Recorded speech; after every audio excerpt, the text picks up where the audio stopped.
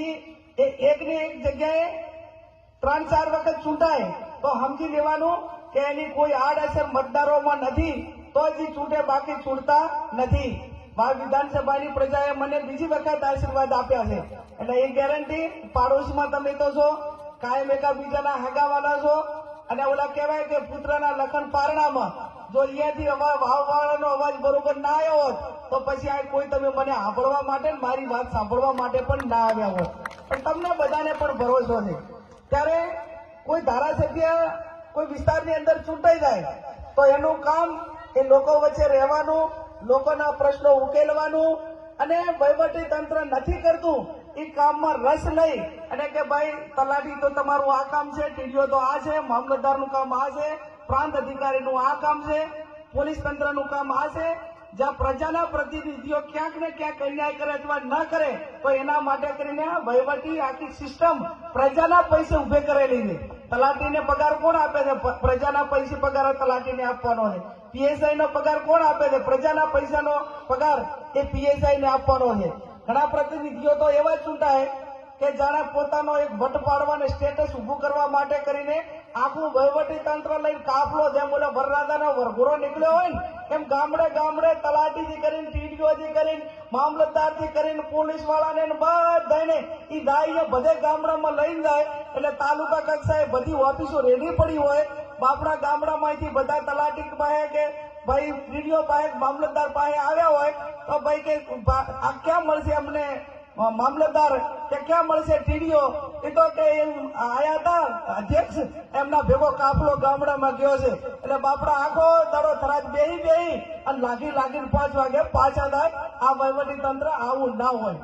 વહીવટી તંત્રની ઓફિસે બેસીને કામ કરવું પડે, અને તો જ એને નાના મોટા ગામડામાંથી લોકો આવેલા હોય એને ન્યાય મળે. ત્યારે મારે આપ સૌને વિશેષ નથી કહેવું, તમામ પરિસ્થિતિથી આપ વાકેફ છો. હું તમને એટલી ચોક્કસથી ખાતરી આપું છું કે તમારા બધાના આશીર્વાદ થકી લોકસભામાં જવાનું થાય તો મેં અગાઉ કીધું એ પ્રમાણે તમામ પ્રાણ પ્રશ્નો એ મારા એક વહીવટી અનુભવના આધારે જે કંઈ કરવાનું છે એ પૂરું દિલથી કરવા માટેની આપ સૌને હું ખાતરી આપું છું. અને બીજું એટલું ચોક્કસ કહીશ કે મારી લડાયક સ્વભાવ એ કાયમી વહીવટી તંત્ર સામે રહ્યો છે. કોઈ પણ વહીવટી તંત્ર, ચાહે પોલીસ વિભાગ હોય કે કોઈ પણ વિભાગ હોય, જયારે કોઈ ગામના આગેવાનો હોય કે કોઈ નાનામાં નાનો માણસ હોય અને એને અન્યાય કરે ત્યારે અન્યાય માટે લડી લેવાનો સ્વભાવ એ કાયમી મારા માટે રહ્યો છે.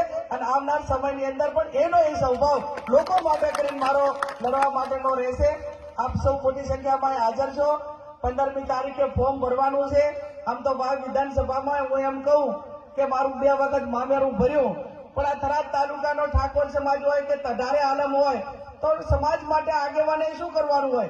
સમાજ માટે વર્ગ વિગ્રહ ઉભા ના કરવાના હોય. એ સમાજે કોઈ બીજા સમાજે નાના મોટી ભૂલ કરી હોય તો એનો વાતનું વતેસર કરીને બીજા સમાજને હેરાન ના કરવાનું હોય.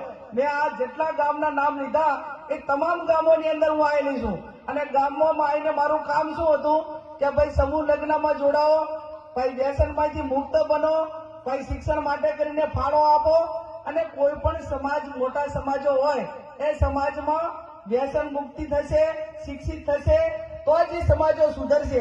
અને સુધરશે તો જ બીજા સમાજોને ક્યાંક ને ક્યાંક આડકતરી રીતે ક્યાંક નાના મોટું નુકસાન થતું હોય એ ક્યારે અટકે કે પોતે શિક્ષિત હોય અને નાના મોટા ખર્ચાઓમાંથી બહાર નીકળી વ્યસન મુક્ત બને તો પણ બીજાને ક્યાંક ને ક્યાંક મદદ કરે.